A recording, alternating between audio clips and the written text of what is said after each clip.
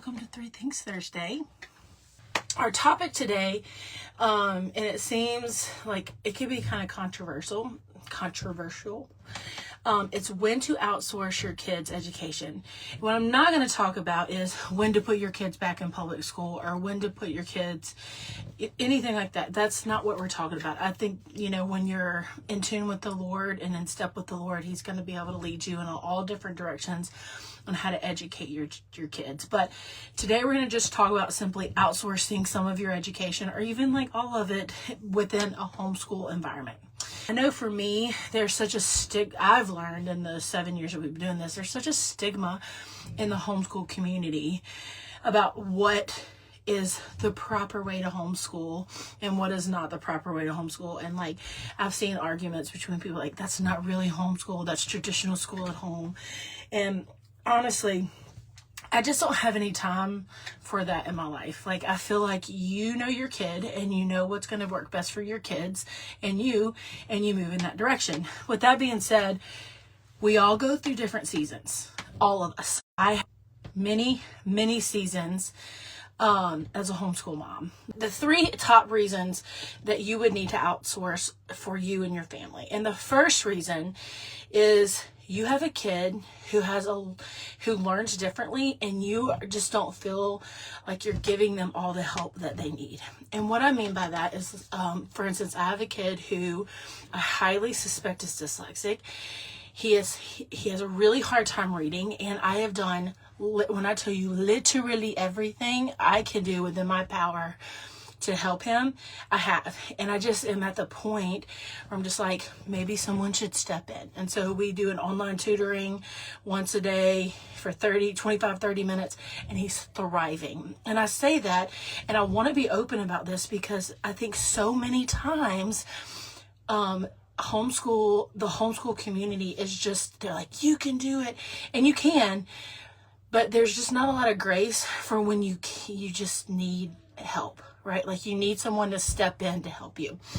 And so if you do not, there's no shame in getting a tutor for your kid and helping them in a certain subject area. We do it for one of my kids in reading.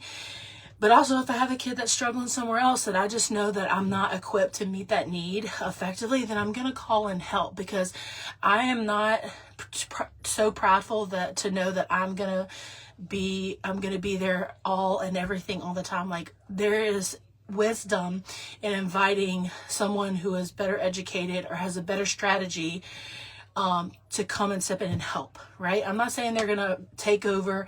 You still have the ultimate say, but there's no shame in that. So especially if your kids need extra help, do not feel shame about allowing somebody to come in and a tutor to help.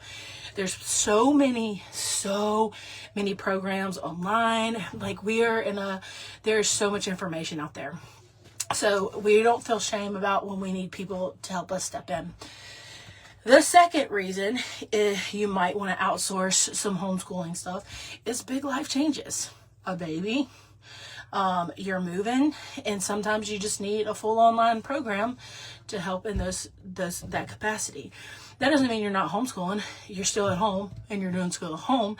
It just means that at this time in your life, you really just need to focus on, raising an infant or moving into a home or any of those things.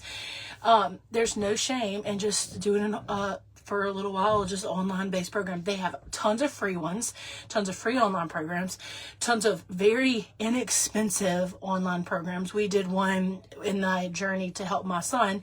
I did an online program with him, and it was very inexpensive. So there are always those options. If you need to take a step back from being hands-on just, for a season, there's options, and there's no shame in that either. And so the third reason you should outsource possibly some of your education or all of it at the moment is you really just need a mental and emotional break. I will say it 1,000 times. When you have your kids at home with you 24/7, it's not easy. I mean, I tell people all the time, like, this is not the easiest road I've ever chosen to take. Let me just tell you, it's worth it. But sometimes you have to take a step back and realize that you need to work on your own mental health. 1,000 times I'll say it over and over again, relationship over education. If you are pushing something to the point where your relationship with your children is being damaged, you need to take a step back for the day, for the month, for the week, one of those things. That's a great time to say, you know what, for the next 4 months, we're going to do an online program, and we're going to put you in this online program, and we're going to let you work independently for a little while. No shame in that at all. I think so many times, like I said at the beginning of this, so many people have an opinion on what homeschool is supposed to look like at your home. And a lot of times when you're thinking about homeschooling or thinking about stepping into this new role, like, you want someone to say, this is exactly what it needs to look like. And it just, every one of my friends, we all do something completely different with our kids. We do some curriculum that is the same, but for the most part, we're what you would call an eclectic homeschool family. I like to take things that I know, like my daughter learns differently. She's a self-learner, so she's going to do things by herself a lot. My second son is not. I have to sit with him, and we have to go through a lot of different things, and we finally found something that's working for him right now. My 4-year-old, I mean, if I let him loose with a pair of scissors, you know what I'm saying? Like, everybody's got a different way, every kid and every family. So when you inevitably start homeschooling, or if you're already a homeschool mom, like, don't put so much pressure on yourself that you have to look like what Rebecca down the road's family with 6 kids looks like. Like, they have their life together. You don't have to look like that. You have to look like what's comfortable for you and your family. And my family, the way we homeschool, doesn't look like anybody else in our community that we have, but it works. Some other examples of different ways that you can, like, outsource. I meant to say this at the beginning, but I forgot, is online tutors, in-person tutors, online programs, and homeschool pods. I have a really good a friend, my best friend, and she sends her kids to another friend for their English. She has her own little homeschool pod that she teaches a bunch of kids at her home, and the parents pay her to homeschool their kids. And I think that's fantastic. Like, she gets a salary, and she gets to stay home with her kids, and she's also, like, providing these other families this amazing service. So they're out there. These things exist. We just, a lot of times, coming from a traditional school setting, we have no idea. We don't know what's out there. We don't know what we need. We don't know what the laws are. And that is what we do here at Bloom Together. That's what we do the best. Me and our leadership, who sometimes will pop in the chats. We help moms. We help you find the right route for you. We are an ear to listen to when everything's failing. Like, this is why we do what we do, because I've experienced what I said at the beginning of this mentality that it has to look a certain way or you're not true homeschooler. Connecting again. We have to be a certain way, and your homeschool has to look a certain way in order for you to be an effective homeschool mom. And that's just not true. Especially if you're doing exactly what the Lord's called you to do.